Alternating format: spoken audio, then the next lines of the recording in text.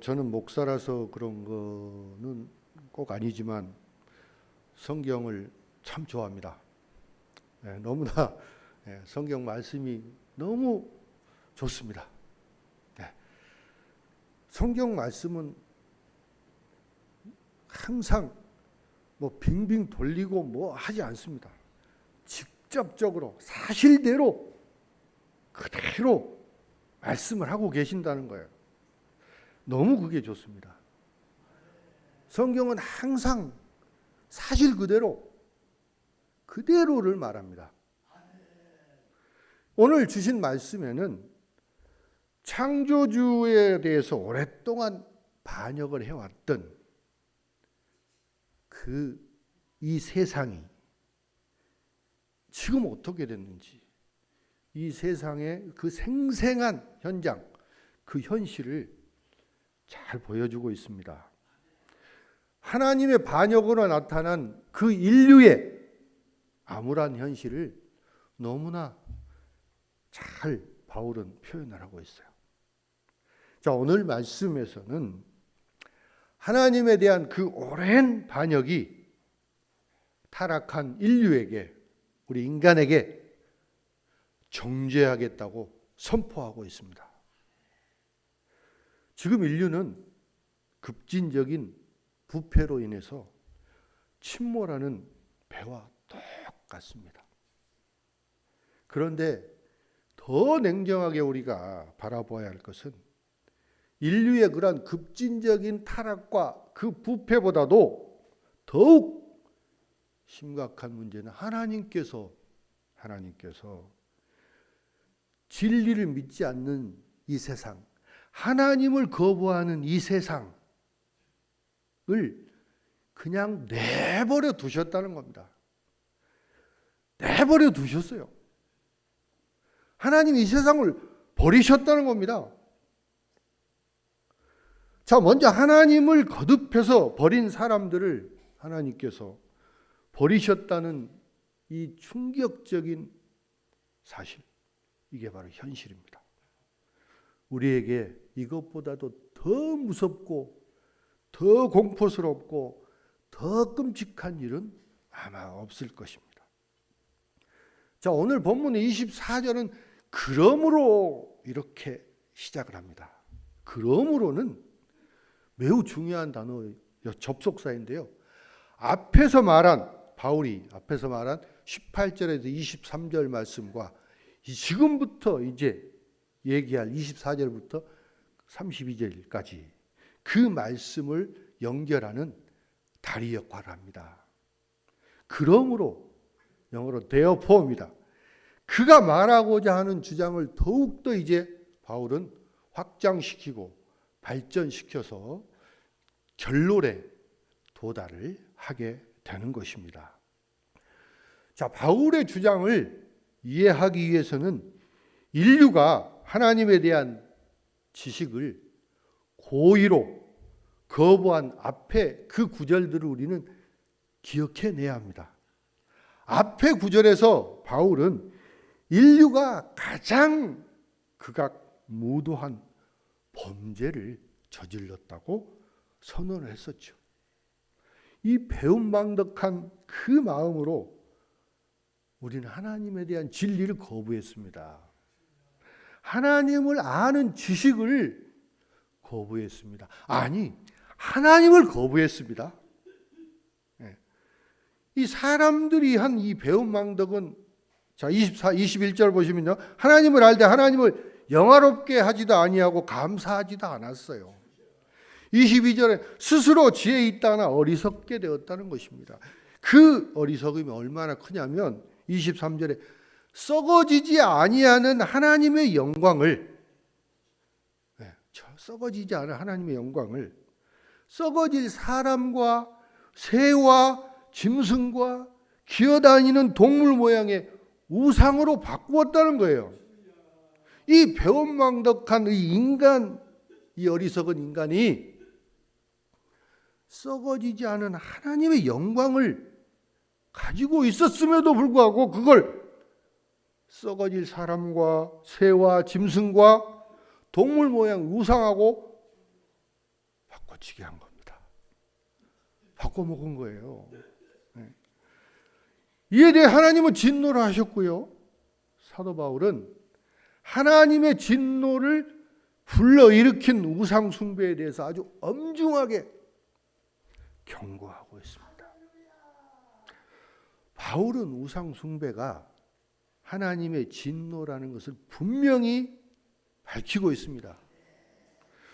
우상 숭배가 어떤 결과를 나타내는지에 대해서도 생생하게 증언을 하고 있습니다.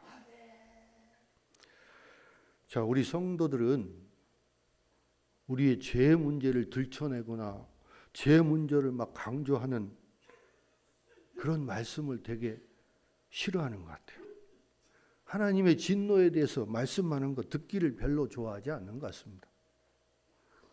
따라서 오늘날 대형 교회나 작은 교회들도 죄에 대한 지적보다 잘 포장된 값싼 복음을 전하기 때문에 성도들이 앓고 있는 그 마음의 병들, 죄로 인한 그 병, 또 영적으로 그 갈급함을 근본적으로 치료할 수가 없는 것입니다. 치료가 불가능한 것입니다. 우리 몸의 죄를 진단하는 것보다도 치료가 훨씬 더 중요합니다. 우리의 강당에서 죄를 사실대로 진단하고 이에 대한 올바른 처방을 제시하는 바른 복음이 전해져야 하는 것입니다. 오늘날 세상은 하나님을 창조주로 인정하기를 거부하고 피조물을, 그들이 만든 피조물을 숭배하는 아주 어리석은 그런 세대입니다. 오늘날 어리석은 인류는 하나님을 미워하고 그리스도를 거부하고 또 그분께 합당한 영광을 돌리지 않습니다. 하나님을 알면서도 하나님을 하나님으로 영화롭게 하지 아니하고 또 그에 합당한 감사와 찬송도 드리지 않습니다. 예수 그리스도께서 우리의 구원을 위해 행하신 그 놀라운 일에 대해서 감사하지도 않고 찬송하지도 않는다는 겁니다. 이것이 배은망덕한 것이 아니고 무엇이겠습니까? 이 시대에 그리스도를 모르는 어리석은 그런 세대를 보면 저는 너무나 안타까운 마음이 자꾸 듭니다. 여러분, 우상은 나무나 돌로 만든 거짓 형상만을 가리키는 건 아닙니다. 사람들이 하나님보다 더 사랑하는 것, 하나님보다 더 아끼는 것, 하나님보다 더 두려워하는 것, 하나님보다 더 섬기는 것, 하나님보다 더 중요하게 생각하고 더 열심히 추구하는 것들, 다 이런 것들이 우상입니다. 사람이 하나님보다도 우선시하는 모든 것, 더 사랑하는 이 세상의 모든 것들이 우상인 것입니다. 모든 사람은 무엇인가 숭배하기를 원합니다. 왜? 인간은 불완전하고 불안하기 때문에 그렇습니다. 이게 인간이 종교를 갖는 이유이기도 합니다. 그런데 사람들이 하나님에 대해서 거부하게 되면 그들은 다른 무언가를 찾아서 애정과 충성을 바치게 됩니다. 그것이 무엇이든, 그것이 손으로 만든 것이든 마음으로 생각해낸 것이든 돌로 만든 것이든 나무로 만든 것이든 이게 다 우상이고요. 그들은 거기에다가 온 마음과 정성을 다 쏟아버립니다. 아니, 시간과 물질도 다 바칩니다. 이러한 잘못된 애정으로 사람들은 창조주 하나님이 아닌 그들이 만든 피조물을 섬기게 되는 것입니다. 이것이 바로 우상 숭배입니다. 자, 우상 숭배는 다시 한번 분명히 말씀드리지만 하나님의 진노의 증거입니다. 하나님은 하나님 한 분 외에 거짓 신을 숭배하거나 사람이 새긴 형상에 절하는 것을 결코 허락하지 않으세요. 그리고 더욱 우리가 잊지 말아야 할 것은 하나님께서 그분이 원하실 때 언제든지 그런 것들, 우상 뭐 이런 것들 다 멈추게 하실 수 있다는 것입니다. 자, 바울은 이렇게 우상 숭배를 일삼는 그 죄인들에 대한 버림, 내어버림, 버려두셨다고 하신 말씀이 24절, 26절, 28절에 세 번이나 그들을 내버려 두셨다. 이렇게 아주 엄숙하게 반복을 하고 있습니다. 하나님께서는 그들에게 하나님의 은총을 철수해버린 거예요. 네. 내버려 두신 거예요. 그냥 니들 마음대로 하라고 내버려 두셨어요. 자, 24절 같이 한번 보실까요? 하나님께서 그들을 마음의 정욕대로 더러움에 내버려 뒀다. 자, 하나님께서 그들을 내주셨어요. 내버려 주셨어요. 그리고 두 번째 26절에 하나님께서 그들을 부끄러운 욕심에 내버려 두셨다. 자, 하나님께서 그들을 타락한 그 정욕에 그냥 내주셨어요. 또 세 번째 28절 보면 하나님께서 그들을 그 상실한 마음대로 내버려 두셨다고 그랬어요. 그들이 더 이상 하나님을 인정하지 아니하기 때문에 하나님께서 그들을 그냥 내주신 거예요. 내주셨어요. 계속 반복을 하고 계세요. 자, 우리는 이 엄숙한 진리가 왜 세 번씩이나 반복이 되고 강조되고 있는지를 이해할 수 있어야 됩니다. 이 선언은 그 하나님의 엄청난 파괴력을 가진 심판의 선언입니다. 하나님께서 내버려 두신 것, 이건 포기하신 것? 아니, 포기는 약해요. 포기라는 것은 하던 일을 도중에 멈추는 일이 포기입니다. 이거 한 유기입니다. 유기. 유기는 뭐냐면 그냥 내어 던져버리는 것을 말합니다. 하나님의 유기는 극렬한 심판이라는 것을, 오늘 제목입니다. 하나님의 유기는 극렬한 심판이라는 것을 우리는 똑똑히 기억해야 합니다. 하나님께서 그들을 내버려 두셨다고 바울은 세 번씩 강조를 하는데요. 내버려 두셨다는 것은 심판에 넘겨주셨다는 거예요. 이 똑같은 의미로 사용되는 곳이 있습니다. 로마서 4장 25절 한번 보겠습니다. 로마서 4장 25절 같이 읽겠습니다. 예수는 우리가 셨느니라. 이 말씀은 예수님이 우리의 죄를 지셨을 때 십자가에서 하나님의 심판에 넘겨지셨다는 그 말입니다. 그 다음에 로마서 8장 32절 한번 보겠습니다. 같이 읽겠습니다. 자기 아들을 아끼지 아니하시고 우리 모든 사람을 위하여 내주시니가 어찌 그 아들과 함께 모든 것을 우리에게 주시지 아니하겠느냐. 하나님께서는 우리 모든 사람을 위하여 우리의 죄를 대속하기 위해서 예수님을 십자가에 그 상상할 수 없는 가장 엄격한 심판에 넘겨주신 것입니다. 예수님은 죄인들을 위해 대신 죽으셨을 때 십자가에서 아버지께 버림받았고 하나님의 거룩한 진노의 고통을 받으신 것입니다. 아무 죄가 없으신 분이 왜 그러셨을까요? 그분은 우리의 죄를 위하여 그 진노의 그 고통스러운 심판을 받으신 것입니다. 바울은 하나님께서 그들을 내어주시는 이유를 이렇게 설명합니다. 데살로니가 후서 2장 12절 말씀 보면 진리를 믿지 않고 불의를 좋아하는 모든 자들로 하여금 심판을 받게 하려 하심이라. 심판을 받게 하려는 것입니다. 심판을 받게 하려는 것이요. 그들이 죄에 넘겨지는 것은 하나님의 심판입니다. 하나님께서 그들을 왜 심판하시는 것일까요? 그것은 그들이 진리를 들었을 때 하나님을 믿지 않았기 때문입니다. 하나님의 진리가 그들에게 제시되었을 때 그들은 그걸 노골적으로 거부해버렸습니다.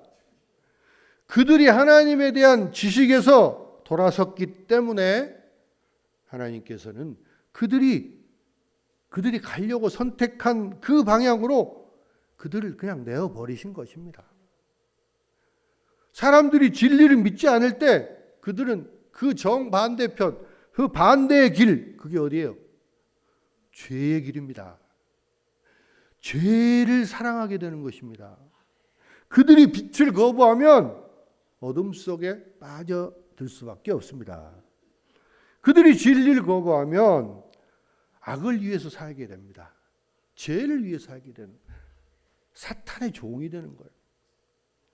그들이 빛을 거부하면 그 빛을 거부했기 때문에 하나님께서는 그들을 그 불법의 그 흑암 속으로 그냥 밀어 넣으시는 거예요. 솔로몬은 잠언서에서 이렇게 말합니다. 지혜가 지나가는 사람들을 부르면 수많은 사람들이 어리석게도 그 호소를 거부합니다. 하지만 재앙이 오면 사람들은 지혜를 부를 것입니다. 하지만 지혜는 그들의 부름에 귀를 기울이지 않을 것입니다. 이때 지혜가 이 사람들을 꾸짖으며 이렇게 말합니다. 잠언 1장 24절부터 31절까지 보겠습니다. 내가 불렀으나 너희가 듣지 싫어하였고 내가 손을 폈으나 돌아보는 자가 없었고 도리어 나의 모든 교훈을 멸시하며 나의 책망을 받지 아니하였은즉 너희가 재앙을 만날 때에 내가 웃을 것이며 너희에게 두려움이 임할 때에 내가 비웃으리라. 너희의 두려움이 광풍입니다. 광풍같이 임하겠고 너희의 재앙이 폭풍같이 이르겠고 너희에게 근심과 슬픔이 임하리니 그때 너희가 나를 부르리라. 그래도 내가 대답하지 아니하겠고 부지런히 나를 찾으리라. 그래도 나를 만나지 못하리니 대저 너희가 지식을 미워하며 여호와 경외하기를 즐거워하지 아니하며 나의 교훈을 받지 아니하고 나의 모든 책망을 업신여겼음이라. 그러므로 자기 행위의 열매를 먹으며 자기 꾀에 배부르리라. 여러분, 예배를 멀리하고 자꾸 예배에 참여하지 않으면 하나님으로부터 점점점 버려지게 될 것입니다. 코로나가 다 끝났는데 왜 예배에 참여하는 사람들이 왜 안 오는 거예요? 점점 멀어지게 돼요. 근데 하나님은 그냥 내버려 두세요. 내버려 두십니다. 어떻게 될까? 결국은 그들은 멸망의 길로, 타락의 길로, 어둠의 길로 갈 수밖에 없습니다. 이제 교회 나오기가 싫어져요. 예배 드리기가 싫어져요. 사탄의 그 앞잡이가 되는 것입니다. 예, 여러분, 예배에 참여하신 여러분 축복합니다. 자, 24절에 보시면 그러므로 하나님께서 그들을 마음의 정욕대로 더러움에 내버려 두사 그들의 몸을 서로 욕되게 하게 하셨으니. 그들의 마음을 사로잡는 이 정욕, 에피투미아입니다. 이 정욕은 금지된 죄에 대한 욕망을 말합니다. 죄악에 대한 이러한 욕망은 타락한 그들의 마음에 숨겨져 있는 추악한 정욕입니다. 여기서 더러움은 성적 불순함을 말합니다. 당시의 로마 시대의 모든 우상 숭배는 성적 불순함, 성적 부도덕과 다 관련이 되어 있습니다. 그들을 마음의 정욕에 따라 더러움에 내버려 두셨다. 이 말씀의 의미는 그들이 나쁜 곳에서 더 나쁜 것으로 내려가고 있다는 것을 의미합니다. 정욕에 대한 강한 욕망은 더러움이라는 그 관능적인 그 행위로 이어집니다. 그들은 점점 더 사악함에 깊이 빠져들게 됩니다. 그들의 두 발은 더러움으로 빠르게 아래로 추락하는 그 경사지에 놓여 있는 것입니다. 마치 브레이크 없이 언덕을 질주하는 덤프 트럭하고 똑같습니다. 이 폭주하는 트럭은 언덕을 곤두박질 치면서 속력을 내다가 바닥에 부딪혀서 결국 뒤집어지고 말 것입니다. 하나님의 진리를 거부하고 정욕에 사로잡힌 사람들도 마찬가지입니다. 그들은 하나님께 버림받고 점점 더 나쁜 부도덕한 더러움에 내어 버려질 것입니다. 하나님께서 그들을 내버려 두신다는 것은 하나님께서 그들을 더 깊고 더 낮은 더러움의 죄로 보내버리신다는 것입니다. 자, 요즘 남편이나 부인이나 성적 부도덕으로 어려움을 겪는 가정들이 상당히 많다고 합니다. 겉보기에는 인고 부부인 것처럼 보이지만 그 속을 들여다보면 문제가 많은 가정들이 흔한 것 같습니다.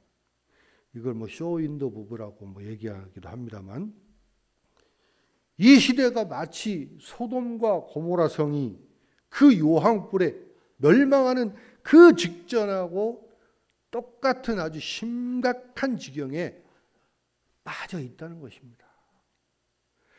자, 26절 한번 보겠습니다. 이 때문에 하나님께서 그들을 부끄러운 욕심에 내버려 두셨으니 곧 그들의 여자들도 순리대로 쓸 것을 바꾸어 영리로 쓰며.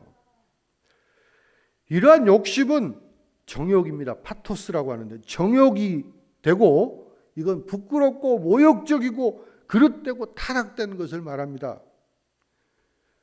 자, 사람의 육체에 대한 정욕을 말하는데요. 이 사악한 욕심, 이 정욕으로 여인들이 자연스러운 그 기능을 부자연성으로 바꿔버린 것입니다.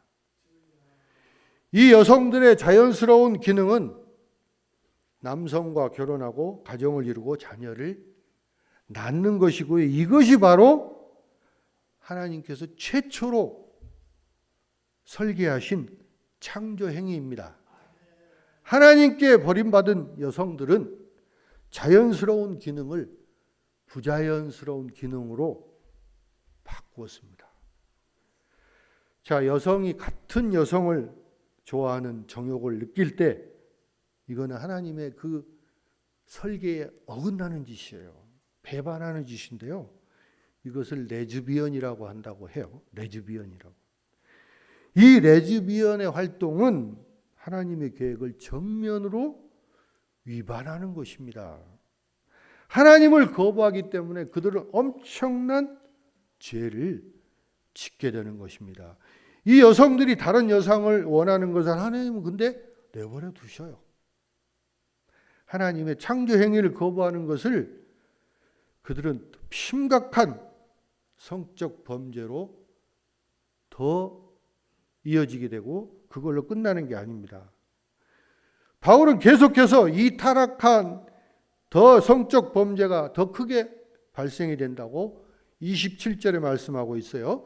그와 같이 남자들도 순리대로 여자 쓰기를 버리고 서로 향하여 음욕이 불릴 듯하며 남자가 남자와 더불어 부끄러운 일을 행하여 그들의 그릇 때문에 상당한 보응을 그들 자신이 받았느니라.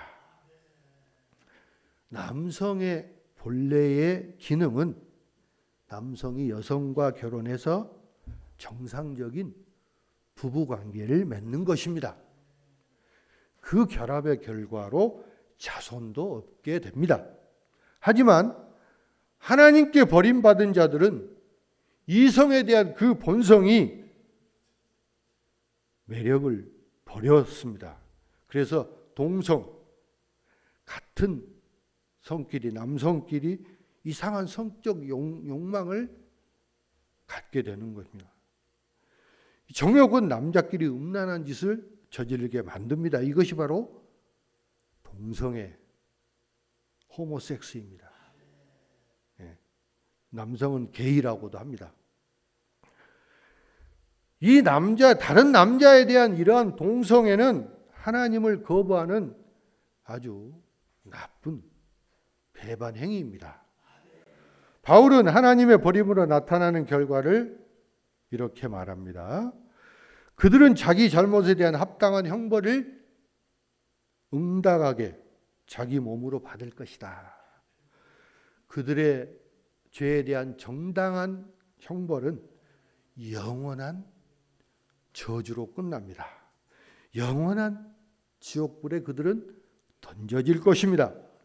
사도 바울은 동성애 행위를 하는 사람은 결코 하나님의 유업을 받을 수 없다. 천국에 들어갈 수 없다고 분명히 경고하고 있습니다. 자, 고린도전서 6장 9절부터 10절까지 한번 같이 읽겠습니다. 불의한 자들이 하나님의 나라를 유업으로 받지 못할 줄 알지 못하느냐? 간음하는 자나 탐색하는 자나 남색하는 자나 도적이나 탐욕을 부리는 자나 술 취하는 자나 모욕하는 자나 속여 빼앗는 자들은 하나님의 나라를 유업으로 받지 못하리라. 아멘. 사람들이 사람을 향한 그 불타는 욕망은 그들의 영혼과 몸이 모두 지옥에서 영원히 불타는 것으로 끝나게 될 것입니다. 말씀을 맺겠습니다. 사랑하는 성도 여러분, 우리는 하나님께서 우리에게 계시하신 진리에 순종해야 합니다. 진리를 알면서도 거기에 따라 행동하지 않으면 하나님께로부터 우리는 정죄를 받게 될 것입니다. 진리를 알면서도 거부하는 것보다 차라리 진리를 모르는 것이 나을 수도 있습니다. 사람이 더 많은 진리를 알면 알수록 하나님의 진리를 말씀을 알면 알수록 거기에 따르는 책임은 더욱더 커진다는 것입니다. 우리는 그리스도 안에 있어야만 우리는 안전합니다. 우리에게 맡겨진 진리가 크면 클수록 우리에 대한 책임도 더욱더 막중해지는 것입니다. 우리는 순수함을 유지하기 위해서 우리의 마음을 스스로 지켜야 됩니다. 우리는 우리의 눈과 마음이 금지된 곳으로 가는 것을 허용해서는 안 됩니다. 우리는 우리 자신을 속이지 말아야 됩니다. 이 모든 죄악은 하나님에 대한 진실에 대한 무관심으로부터 시작이 됩니다. 하나님께서 예배의 아름다움이 우리의 성생활의 올바른 질서 속에서 승화되기를 원하십니다. 자, 에베소서 5장 31절부터 32절 말씀 같이 보겠습니다. 그러므로 사람이 부모를 떠나 그의 아내와 합하여 그들이 한 육체가 될지니 이 비밀이 크도다. 나는 그리스도와 교회에 대하여 말하노라. 자, 사도 바울은 태초에 남성과 여성, 남성성과 여성성을 하나님과 그의 백성의 관계, 즉 그리스도와 그의 신부인 교회와의 관계로 나타냅니다. 이 말씀에서 남자는 하나님이나 그리스도를 나타내고 그리스도께서 교회를 사랑하신 것처럼 아내를 사랑해야 합니다. 여자는 하나님의 백성이나 교회를 나타냅니다. 그리고 결혼 언약에서 한 남성과 한 여성의 성적 결합은 순수하고 더럽혀지지 않은 강렬한 마음의 예배를 나타냅니다. 하나님은 예배의 아름다움이 우리의 성생활의 올바른 모습으로 나타나기를 원하십니다. 하나님께서 내버려 두셨다. 이 선언은 매우 심각한 사법적인 성격을 가지고 있습니다. 이 심판의 주관자는 하나님이십니다. 하나님께서 그래서 내가 나에게서 떠나고 싶니? 그러면 내가 네 가고 싶은 대로 한번 가봐라. 내가 너를 밀어낼 것이다. 내가 너를 나에게서 더 멀리 밀어낼 것이다. 이렇게 경고하세요. 하나님의 이러한 버림은 그들을 죄에 더욱 깊이 빠지게 하는 아주 파괴적이고 극렬한 심판입니다. 여러분, 하나님의 버리심, 하나님의 유기는 그들을 더 깊은 죄에 넘겨주시는 심각한 심판이라는 것을 반드시 기억하시기 바랍니다. 여러분, 하찮은 것, 시시껄렁한 것 다 간섭하시는 하나님이 때로는 괴롭고 귀찮고 짜증이 날 때도 있지만 하나님의 간섭으로 내가 산다, 이런 생각으로 하나님을 꽉 붙잡는 성도들이 다시 되시기를 주님의 이름으로 축원합니다. 기도하겠습니다. 사랑의 하나님, 은혜를 감사합니다. 이 불의한 세상 가운데서 예수 그리스도를 믿음으로 구원받게 인도하심을 감사드립니다.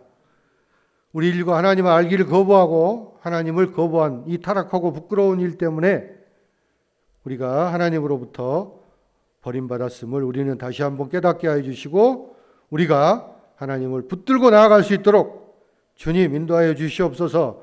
하나님의 자비와 은혜가 우리로 하여금 멸망하지 않고 우리가 회개하고 구원의 길로 나아갈 수 있도록 인도하여 주시옵소서. 하나님 아버지, 하나님은 영광스럽고 또 찬양받기에 합당하신 유일하신 분이십니다. 우리가 하나님을 경배하고 주님을 영원히 찬송하게 인도하여 주시옵소서. 또 많은 사람들이 오직 그리스도께로 돌아와서 주님을 진정으로 믿고 신뢰하기를 원합니다. 우리를 사용하여 주셔서 복음의 좋은 소식으로 사람들에게 삶을 통해 그리스도의 향기를 나타내기를 원합니다. 감사하고 우리 주 예수 그리스도 이름으로 기도드리옵나이다. 아멘.